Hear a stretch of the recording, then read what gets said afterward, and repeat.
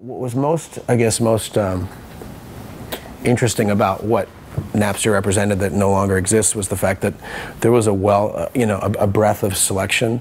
available through Napster that has never really been replicated since because of the way the licensing frameworks work. You know, if search engines were responsible for going out and getting proactive permission to index sites, the internet would look very different and would have, evolved very differently. So the fact that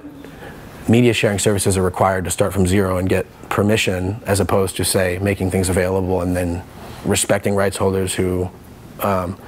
claim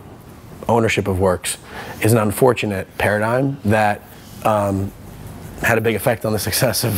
or the failure of my first startup. Whether things will continue and trend towards, the sort of ADD, bite-sized consumption, I have to assume that yes, it will. I think the biggest change, the biggest trend that might have an effect on that has to do with the ability, as a result of Flash 10.1 and RTMFP, for people to start to consume things together online. And so, not to push my current startup, but what we're focused on is trying to really make it possible to share stuff synchronously as if you're in the same room. And so that means, you're able to go and watch a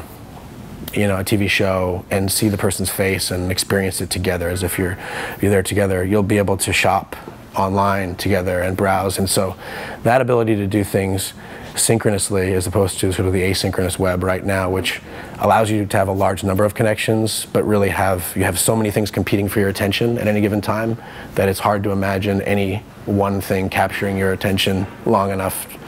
to be successful. I think until that transition happens and there are these more rich, deep, meaningful connections where you're seeing a real person on the other end, it's unlikely that that trend will change. But so yeah, I think the ability to actually have live shared experiences online, really the gaming world, the massive multiplayer gaming world, has sort of been the only thing that I can think of where you do have these kind of rich, long